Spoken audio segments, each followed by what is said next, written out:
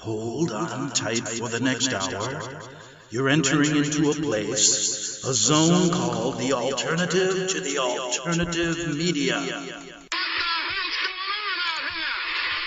It's a place, a special place where even truth seekers fear to tread. All right, people, let's move like we've got a purpose. Affirmative. Okay, glad you're back on the Investigative Journal. On this August 1st, 2017 day on our calendar, we're in the middle of a two-part series called How to Deal with the New Secular Atheism. And I'm looking at how Christians are really being blindsided by a new wave of secular atheism, bent on a total wipeout of Christianity. Christians are just too damn nice, I said yesterday, and need to wake up fast, or their children are going to suffer.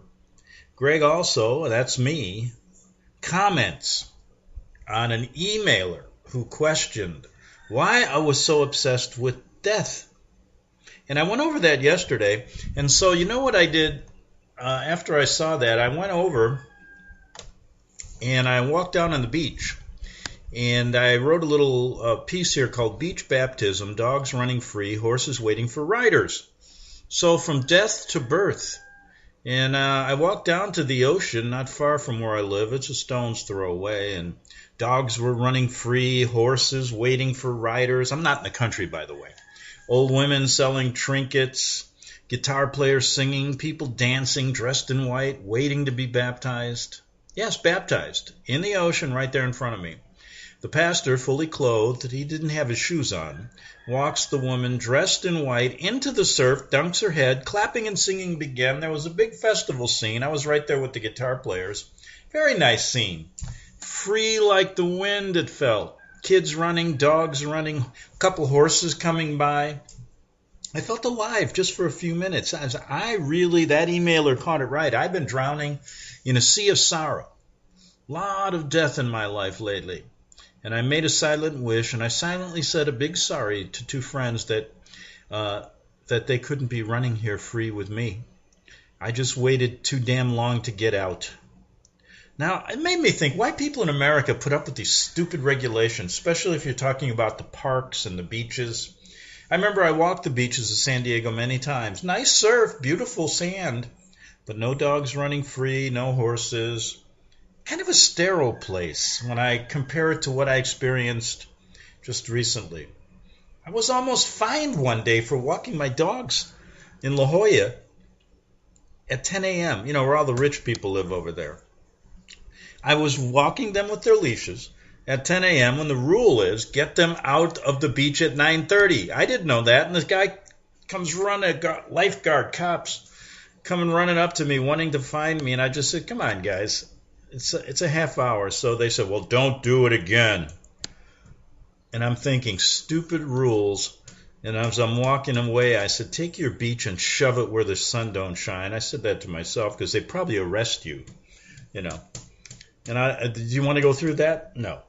And it reminded me of another story. I used to walk my dogs in this really beautiful park. It's the oldest park in San Diego, right downtown. And it's all surrounded by condominiums.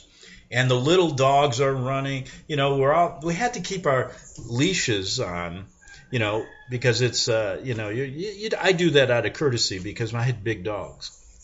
Now, I remember one day I'm going through the park and the dog police came by and they asked me to measure my leash. I said, what are you talking about, measure? Well, do you know there's a regulation that says your leash can't be longer than 6 feet long or we can fine you? Oh, really? I said, what about those people that have those extensions, the leashes where you press a button and it goes out to 20 feet? They said, those are against the law. I said, oh. And I'm thinking to myself, everybody I know with little dogs has those things. But they come up to me with a big dog and they want to measure my leash. Turned out to be, it wasn't any longer than 6 feet, and the guy went away. But I was, I'm just tired of that, don't you? Don't you think so? And to get even with them, I used to park in a spot that there was all these parking meters there, and I refused to pay parking meters.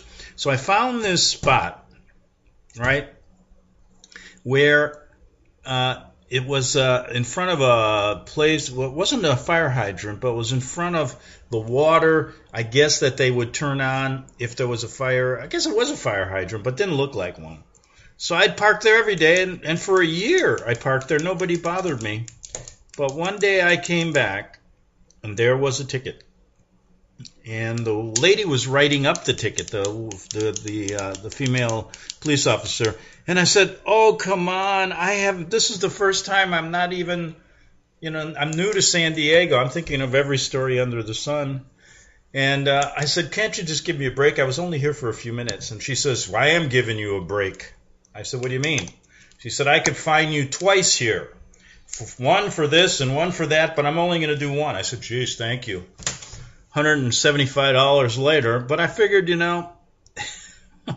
what would it have caused me if I parked for a year in those parking meters? I don't know. But anyway, it's maddening, isn't it? There's no parking meters here where I live, thank God. But anyway, just a little aside story. Back to the new secularism, the new atheism, how it's attacking Christians. And I said yesterday that maybe Christians need a new strategy. And I got a couple emails saying, "Greg, when I go up to somebody and speak to them, I give them the Word of God." I said, "Good. What if they're not going to read it?" I said, you're dealing with a whole new breed of people here. So you got to think, a little bit out of the box. That's all I said. I don't dispute the Word of God's important, but people are just not going to listen to you. Secondly, I'm thinking, well, what about these Christians before the Bible? The Bible wasn't in circulation till a number of years, but there are a lot of Christians before that. What did they say? Maybe we should look into that. But let's see what Dinesh D'Souza says. Now, I told you there's some things I agree with him. I'm not going to make any justifications about who he is, but where he was speaking makes me a little suspect. Rick Warren, Saddleback Church.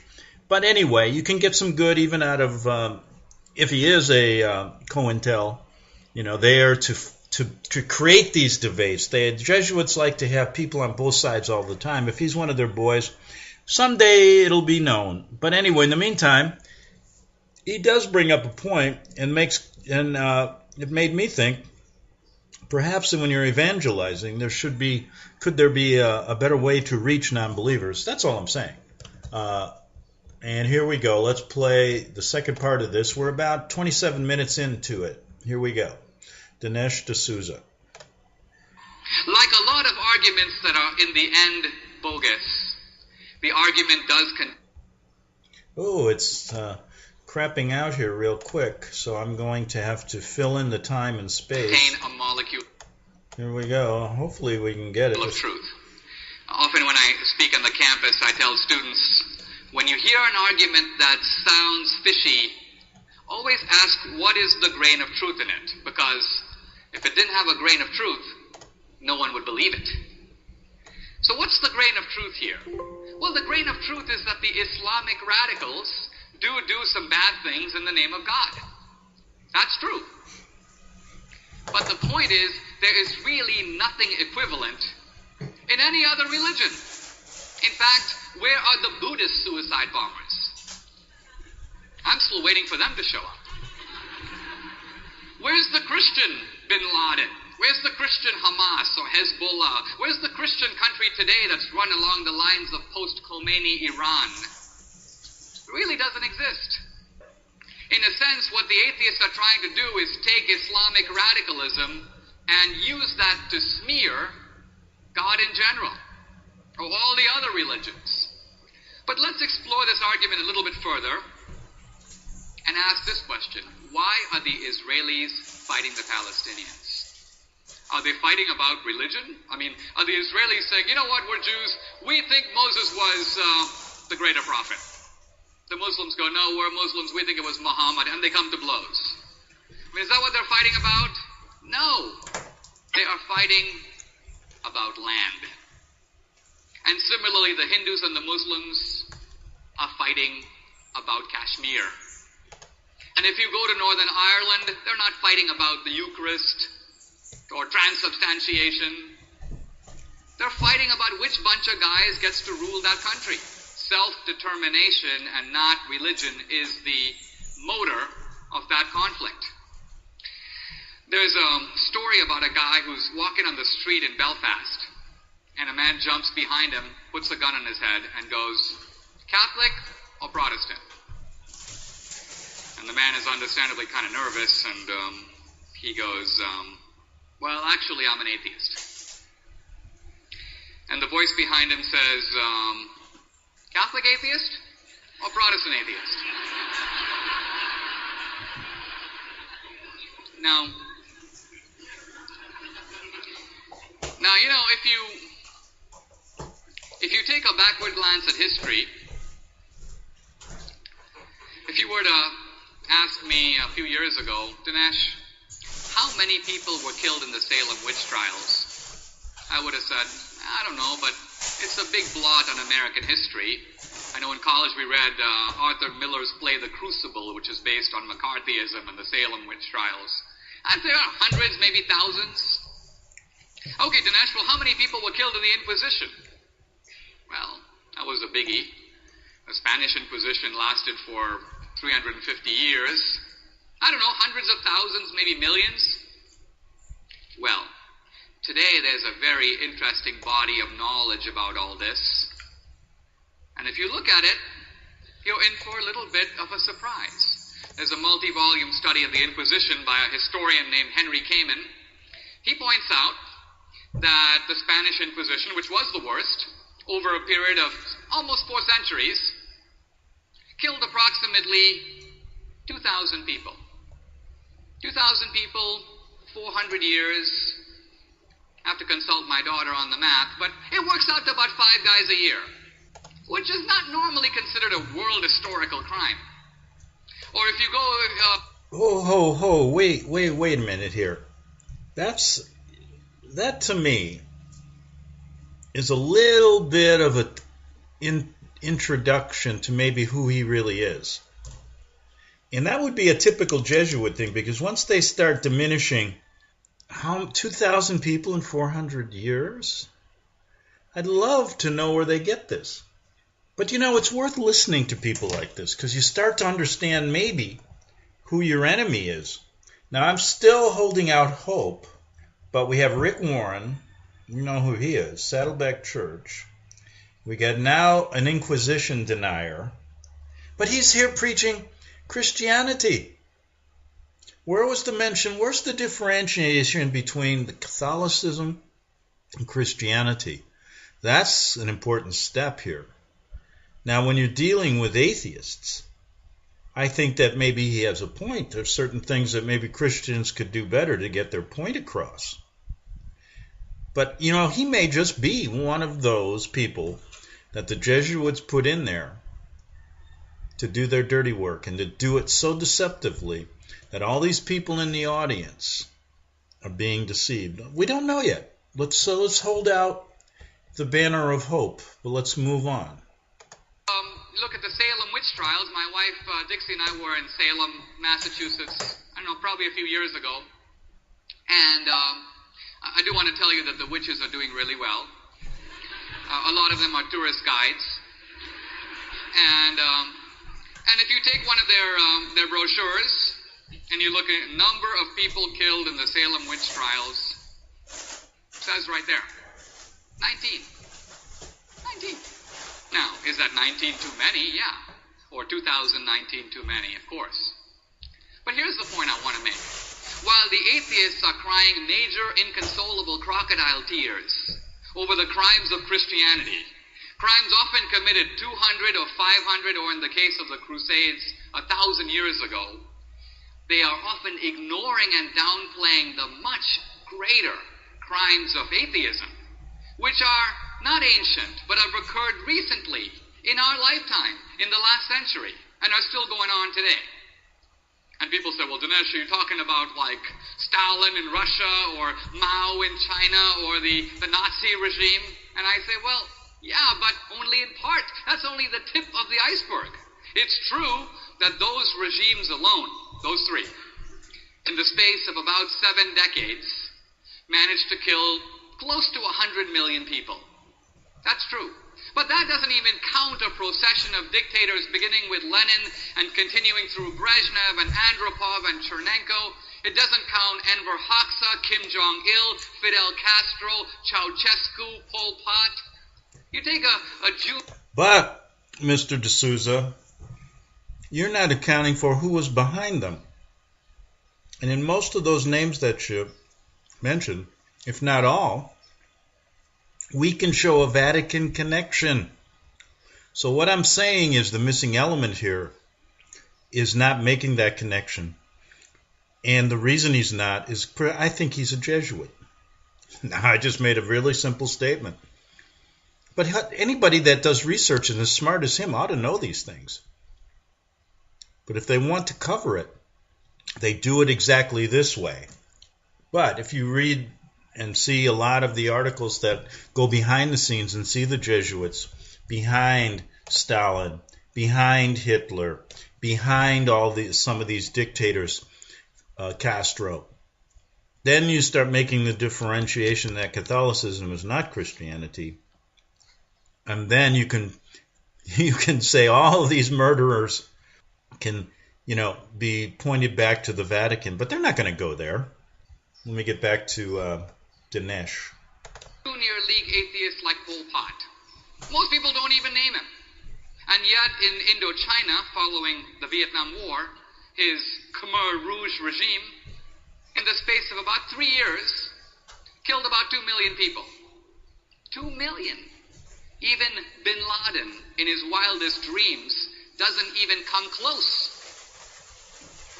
So who should parachute into the discussion at this moment but Richard Dawkins, author of The God Delusion, who cries out, wait a minute, we have to make a critical distinction.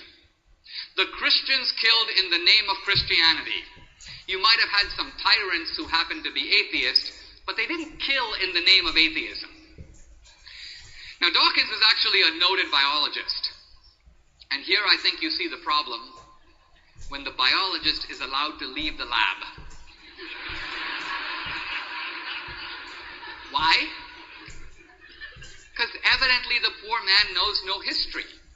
I mean, all you have to do is, you don't have to be a historian, you just have to crack open the collected works of Karl Marx.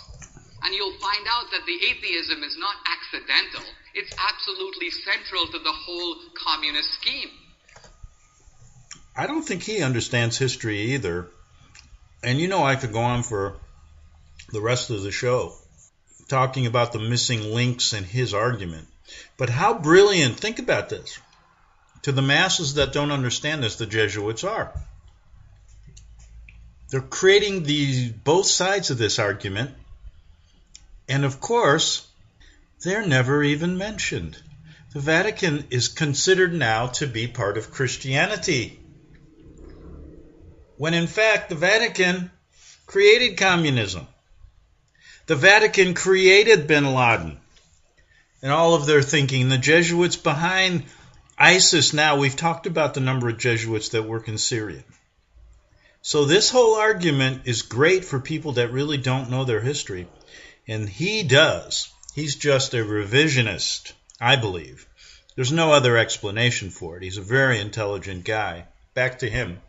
Marx says that religion is the opium, the opiate of the people, a kind of drug that blinds you to social injustice, and you need to get rid of it before you can create the new man and the new utopia, freed from the shackles of God and religion. So my conclusion is that it is atheism and not religion that is responsible for the mass murders of history. And now I want to turn to my third and final theme, and I want to explore for a moment the motives of the new atheism and what we as Christians can do about it. Now, this is an Before he goes on, let me just say this. That last statement has to be rebutted. He said, religion isn't responsible for the killings, it's atheism. What really should be said is the Vatican is not Christianity, and they are responsible for the killing. Interesting subject, because if you ask the atheist about it, his motive or her motive, you get a very lofty answer. The philosopher Bertrand Russell, many years ago, he had written a book, Why I Am Not a Christian. And somebody asked him, if you die and find yourself right in front of God, what would you say to him? And Russell said, I would say to him, Sir, you have failed to provide me with adequate evidence. And this is kind of the mentality of modern atheism. It's sort of, I am an apostle of the data. I am a champion of reason, following the pathways of knowledge. If I don't believe, it's because I just don't see any proof. Now, I'd like to suggest to you why, to me, this is not a very believable explanation for the new atheism. See, normally if you don't believe in something, because there's no proof of it, what do? You ignore it. You go about your everyday life as if the something you don't believe in, for which you have no evidence, does not exist. Case in point, I don't believe in unicorns. But you'll notice I have not written any books. The Unicorn Delusion. The End of Unicorns. Unicorns are not great. You won't see me debating the issue of unicorns. I just kind of go about life as if there aren't any unicorns. So something more is going on, and I want to leave you with my thought about what that is.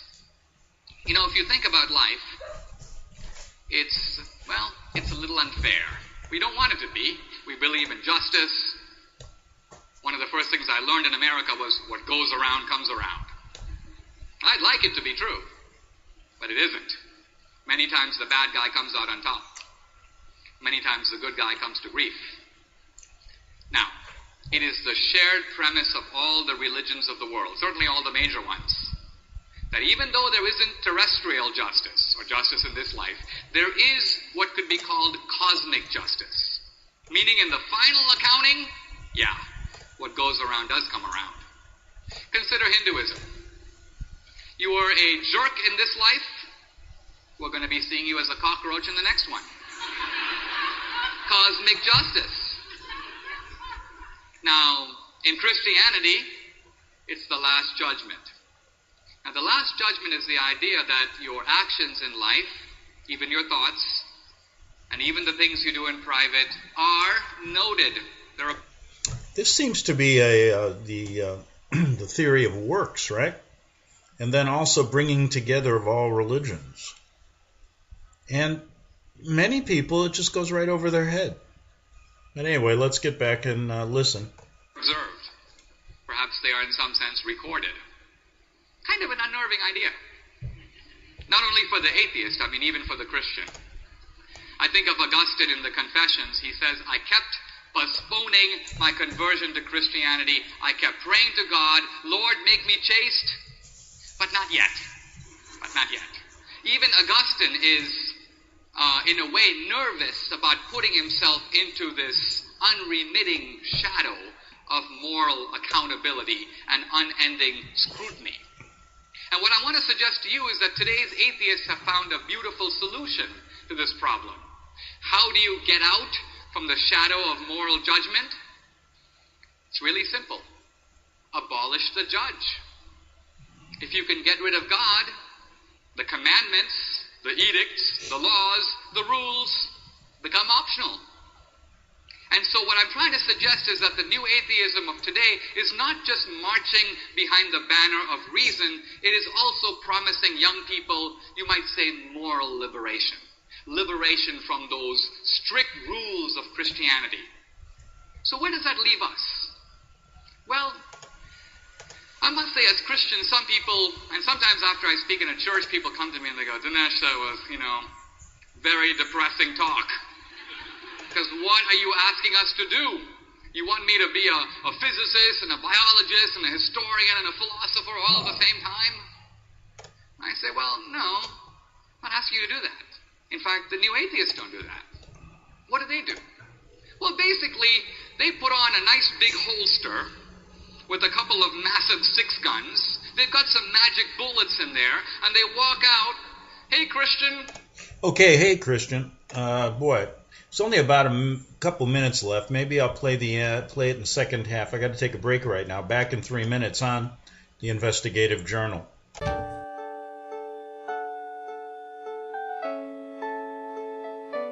The program you are listening to is 100% sponsored by you, the listener, on this First Amendment Rights Media channel. You will notice that there are few commercials on this radio network. There's a good reason for that. Corporate advertising dollars come with strings that limit program content. So without your help, these programs cannot continue on internet. or our several affiliates. If you benefit by the educational law programs, we ask you to give. If you are admonished or nurtured by the Bible and ministry programs, we ask you to give. If some voice a cause that you are passionate about, we ask you to give. If you believe in any of these, we ask you to support them as you would a missionary on a continual basis, as if giving a tithe for missionary radio. These programs are not commercially viable and must be supported by those faithful to the cause of truth. Look for the button to sponsor your favorite programs at our listen and schedule pages on the internet. Then, when you subscribe, we will send you the last quarterly MP3 CD of that program immediately, and continue to do so with each new quarter. We will also give you unlimited archive access to all of our programs. We're asking you to give much less than a tithe, so that you may also send support directly to a particular program host, cause, and anywhere else the Spirit may lead you. Do all to the glory of our God and Creator, for His holy nation, the only kingdom that will last forever. Thank you for listening.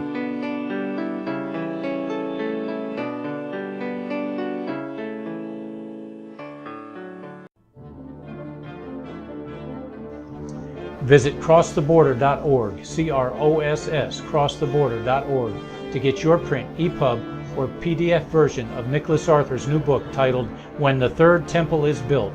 That's crosstheborder.org. When it comes to prophecy today, much of the evangelical Christian world has their eyes on Israel, waiting and watching to see when the third temple will begin to be built. The plans are drawn. The Jewish people are eager. Most evangelical Christians today believe that the rapture will happen before the third temple is built. Hi, I'm Michael Eugene. I was taught that Daniel's 70th week was in the future. Is that really what the Bible teaches? Have we searched the scriptures and found this to be true? Why is it so important for a re-established Israel to build a third temple in Jerusalem? Is it necessary to build a temple on the same location already occupied by the Dome of the Rock? Is it necessary for sacrifices to take place in the temple on Temple Mount? Is there really a rapture followed by 7 years of tribulation? What is the New Testament temple? Can we identify history and prophecy? Who is the first beast in Revelation chapter 13? Who are the 7 kings in Revelation 17? I have asked all these questions, and I have found Nicholas Arthur's new book, When the Third Temple is Built, answers all these questions and more using Scripture to interpret Scripture. The Bible says that no prophecy of Scripture is of any private interpretation. Nicholas shows us in his new book, When the Third Temple is Built, how the Bible interprets prophecy and not man's private interpretation. Visit crosstheborder.org, CROSS, crosstheborder.org, to get your print, EPUB, or PDF version of Nicholas Arthur's new book titled When the Third Temple is Built. That's crosstheborder.org. The following program is labeled dangerous and off limits by the supreme Jesuit command. But stand tall, people. Listen up, and you may just learn something. Oh, dear Lord Jesus, this ain't happening, man. This can't be happening, man. This isn't happening. Okay, back for the second half hour now. Go to my website at arcticbeacon.com. That's ARCTICBEACON.com, and you can hit that. When you hit that button, you'll get to my new website called Greg Anthony's Journal. It's Greg Anthony's Journal at WordPress.com, and you can press the donate button, and we're running a pledge drive all month, so help us out any way you can. Okay. Let me just do this real quick. There's only a couple minutes left in his video, but I think you know where he's coming from. And the whole thing was to deflect any kind of Vatican connection, Jesuit connection, to the atheistic world, to creating wars, to all of the things, the Inquisition, the Counter-Reformation. None of that was discussed. It was all just kind of whitewashed over by this one statement. Oh, there were only 2,000 people killed in the Inquisition and 19 in the witch trials. And, you know, the bringing together of the Vatican with Christianity was right there. So you know where these guys are. So I could go on forever. But I thought to counter that, let's go back to the basics with a guy that's much more articulate than me and look at Walter Veith and what he talks about, just to refresh your memory after all that brainwashing that was going on in that last video. But I think it served a purpose, and I hope some of my comments helped, because that's what you're up against all the time now. That's how deep this goes. Maybe Walter can straighten it out. It's part one of his The Jesuits and the Counter-Reformation, just to refresh your memory. Do they look nice?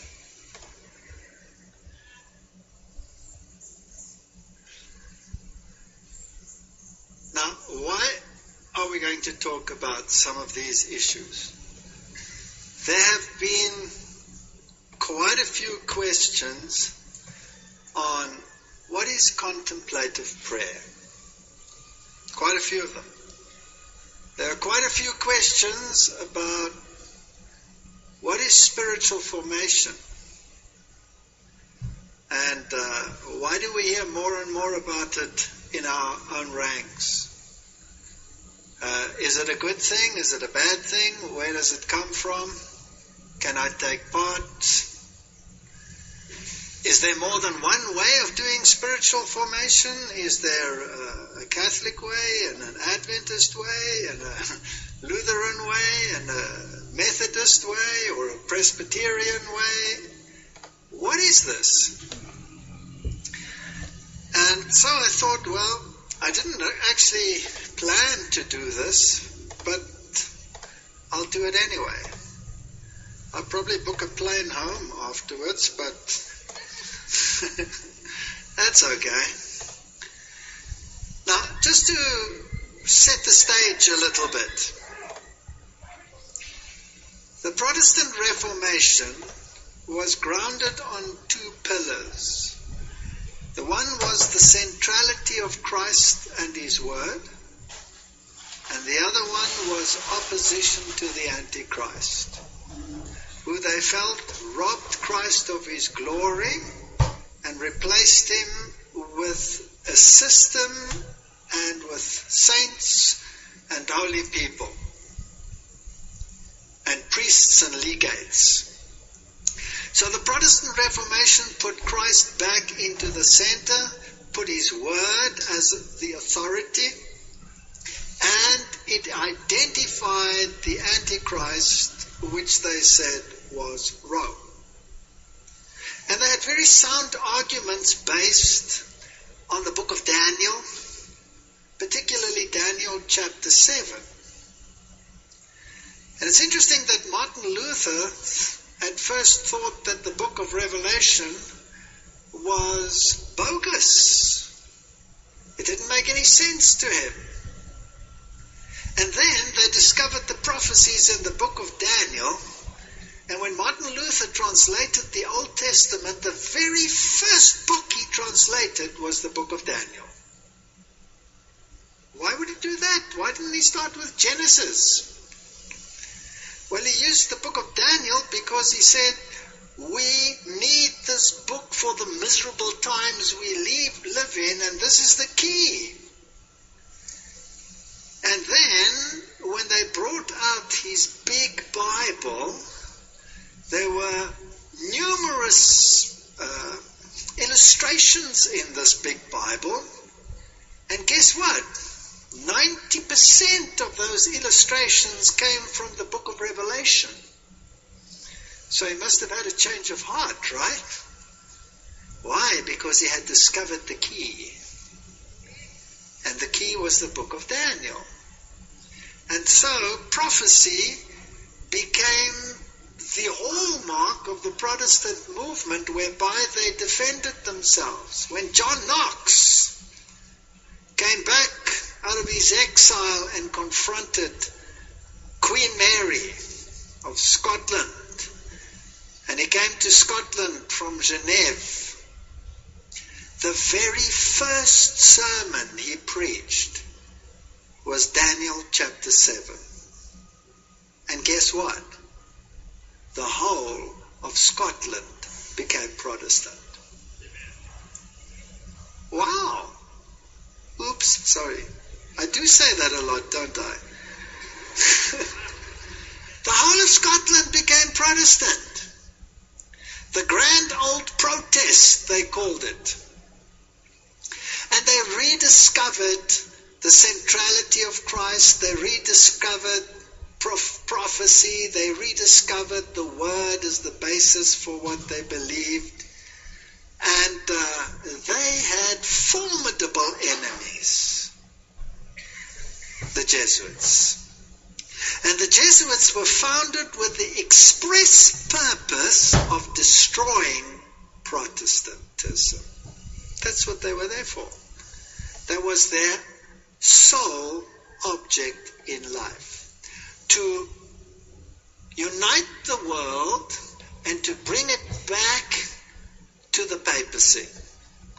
So the Jesuits swear an oath, perinde e cadaver, to be like a corpse when it comes to obedience. And even if God should give them a dog as a general, Father General, they would obey him without question. And if he said black was white when it was actually black, then it was white. That's the nature of Jesuitism. And I'm not going to go into their oaths. You should know all these things, how they swore to obliterate by whatever means possible Protestantism from the face of the earth. And of course, they also had formidable intellectuals opposing the Protestant Reformation.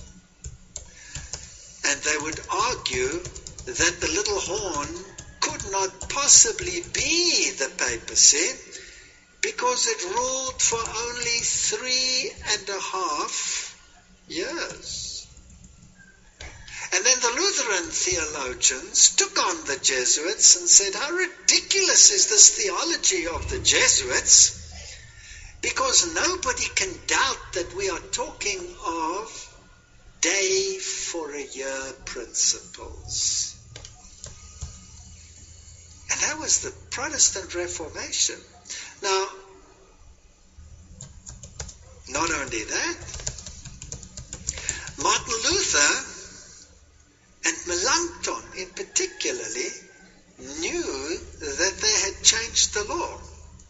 But they had so many crises, they never actually quite got back to it. And the devil was clever too. Martin Luther had quite a confrontation with the Anabaptists, and the Anabaptists were Sabbath keepers. But whenever there is truth, the devil is also very busy, and so they were rather fanatical, whooping and shouting and screaming and rolling, and this was offensive. And so the movement never embraced the Sabbath. But Melanchthon said that the papacy had changed God's law, as can be seen in the transference of the Sabbath to the Sunday. He thinks he can change God's law. So they recognized all of those features. And Martin Luther said he doesn't know how it could have been even imputed to him that he would abrogate the law, get rid of the law. And all the reformers said the law stands. The law is cast in stone. Wesley put it very nicely. Wesley said, I cannot be with the law for one moment, because the law sends me to Christ, and Christ sends me to the law. Beautiful. So they had a very good concept of these issues. So they taught the centrality of Christ. They taught the centrality of the Word. We have no other creed save the Bible. They taught that the papacy was the Antichrist. They taught the year-day principle of prophetic interpretation. And they taught that the law was binding. Which Protestant denomination teaches all of those? Only one? Only one. This one. Only this one. Because the rest of the world is dispensationalist. They teach futurism, that the Antichrist will come in the future sometime, and that he's not the little horn power as described by the Protestant movement. No, it's totally changed. That was Jesuit teaching. Because this is the teaching of Alcázar and Ribera. They either teach preterism or futurism. The Antichrist came in the past or the Antichrist comes in the future. So who cares about the Antichrist? He's a done deal, or he's something to do with the future? Not even with the Christians, because they will all be raptured.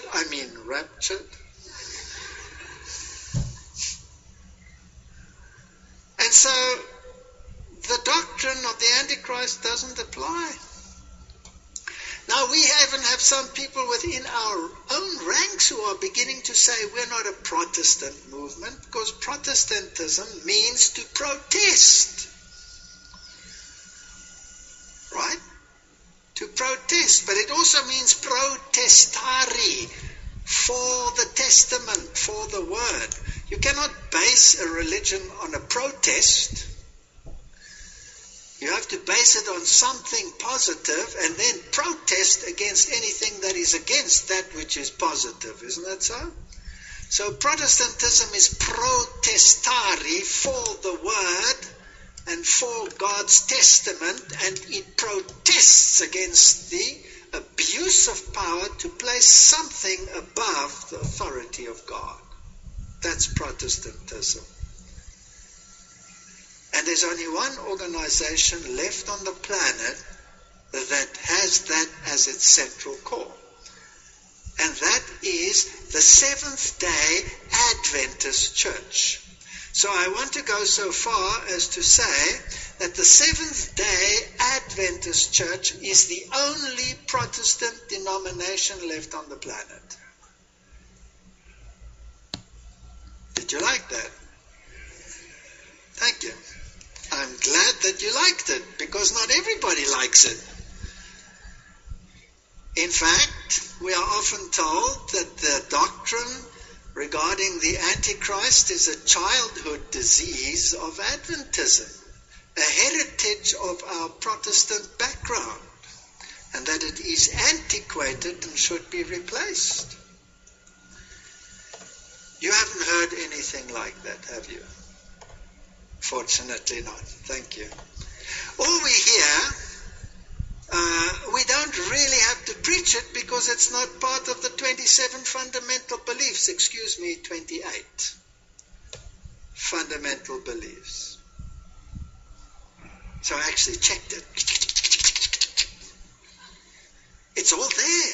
Everything about the little horn, the Antichrist, all the teachings are there. But a careful reading shows you it doesn't say we say so. It says Protestantism said so. The Protestant movement said so. Okay, fortunately, sigh of relief. There's another fundamental belief which says that the spirit of prophecy is part and parcel of what we believe. And that says it pretty plainly. Doesn't it call a spade a shovel when it comes to this issue? All right. So I'm perfectly comfortable to teach that even within our beliefs, or the documented 27, now 28 beliefs, the papacy is regarded as Antichrist. Directly, because the spirit of prophecy says so. There is a tendency to be more communal today than in the past. We should not have all these barriers. We should have bridges. Now that's fine. I like bridges. And I like talking to all other denominations. That's what evangelism is all about. But there must be a clear difference. And there can be no compromise with error. Because what does light and darkness have in common? And please don't confuse the person with the doctrine, because there's a vast difference between the person and the doctrine. There are beautiful children of Christ in every single denomination on the planet. That doesn't make the denomination correct when it comes to biblical doctrines, right? So we mustn't confuse those issues. And what I'm going to say tonight is not intended to attack anyone. Somebody once made me a bumper sticker. I never put it on my car, but it read, "The Facts Man." I give the facts, and then we see if it fits together. And sometimes the facts are extremely uncomfortable. Now, this lecture is like an inoculate. It's an antiviral inoculate. So I want to look at what the Jesuits did in the Counter-Reformation to destroy the tenets. Now, not in terms of the doctrine of the Antichrist, but in terms of spirituality. The Reformation movement was word-based theology. That's the central theme. God said it, therefore I believe it. God said it, therefore it is. No question, no moving to the left, no moving to the right. Today we call that fanatical fundamentalism. Isn't that right? But in actual fact, you could also choose to call it faith. You can choose. Now, the Jesuits are always dressed in black. It's their favorite color. This was the previous general, Peter Hans Kolvenbach. He is the only one in history to have actually retired from his position. Because normally, like the Pope, he has to have a somewhat permanent retirement to move from that position. And he handed over the baton in a recent conclave. Now, this Protestant document says Protestantism is not solely the outcome of human progress. It is no mere principle of perfectibility inherent in humanity, and ranking as one of its native powers, in virtue of which when society becomes corrupt, it can purify itself. And when it is arrested in its course by some external force or stops from exhaustion, it can recruit its energies and set forward anew on its path. It is neither the product of the individual reason, nor the result of the joint thought and energies of the species. Mankind, in other words, cannot attain to Protestantism. It's impossible. Protestantism is a principle which has its origins outside human society. It is a divine graft, an intellectual and moral nature of man, whereby new vitalities and forces are introduced into it, and the human stem yields henceforth nobler fruit. I cannot yield fruit by myself. It is the descent of a heaven-born influence which allies itself with all the instincts and powers of the individual, with all the laws and cravings of society, and which, quickening both the individual and the social being into a new life and directing their efforts to nobler objects, permits the highest development of which humanity is capable. Isn't that well put? And the fullest highest possible accomplishment of all its grand ends. In a word, Protestantism is revived Christianity. This comes from that great work, The History of Protestantism, by Wiley. And if you think the old people were silly fools, we cannot even attain to that linguistic perfection today. It is uplifting to read these writings. You have to read them sometimes with a dictionary next to you because we have become so dumbed down. In 1816, John Adams wrote to President Jefferson regarding the Jesuits, "Shall we not have regular swarms of them here in as many disguises as only a king of the gypsies can assume? Dressed as painters, publishers, writers, schoolmasters, if ever there was a body of men who merited eternal damnation on earth and in hell, it is the Society of Loyolas."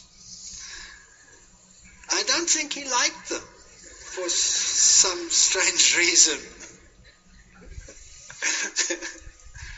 Well, if you think about it, every single country in Europe, including the Catholic ones, threw the Jesuits out at some stage. And every single country that threw them out paid the price and was annihilated. And every one of them that threw them out has them back in today. That says something. But Jesuitism replaces moral absolutes with relativism. And it's brilliant the way it's done. Because the devil is no fool. See that you refuse not him that speaketh, says Hebrews. For if they escaped not who refused him that spake on earth, much more shall we not escape if we turn away from him that speaketh from heaven. And this voice once shook the earth. But now it will not only shake the earth, it will shake all of us. We may not refuse the great light which God in his mercy gave Protestantism and gave this church. If the whole world runs after the beast, it doesn't mean we have to run after the beast. And then we have this timely warning from the pen of Ellen White. Bear in mind that it is none but God that can hold an argument with Satan. Don't think... Okay, we got to end it right there. And we'll be back, back tomorrow on the Investigative Journal. Thanks for joining us, and we'll see you tomorrow. The book of Revelation says, the spirit of prophecy is the testimony of Jesus Christ. This is at the very heart of FirstAmendmentRadio.com. In that spirit, we have created the Prophecy Reality News app for all of your mobile devices, streaming First Amendment Radio 24 hours a day, 7 days a week. Available for your Apple, Android device, and smartphone, absolutely free. Get the Prophecy Reality News app installed today so you can listen to First Amendment Radio wherever you are. The Prophecy. Since the beginning of time, kings have sought it, nations have fought for it. It has been traded, it has been borrowed, it has been purchased, it has been stolen. There's a reason for it. To secure the blessings of liberty to ourselves and to our posterity. Invest with the security of gold and silver. Call Discount Gold and Silver Trading at 1-800-375-4188 or visit discountgoldandsilvertrading.net. Listen to Financial Survival with your host Melody Cedarstrom right here on FirstAmendmentRadio.com at 4 p.m. Eastern or 1 p.m. Pacific Time. Visit discountgoldandsilvertrading.net or call Discount Gold and Silver Trading at 1-800-375-4188. Toll free 1-800-375-4188.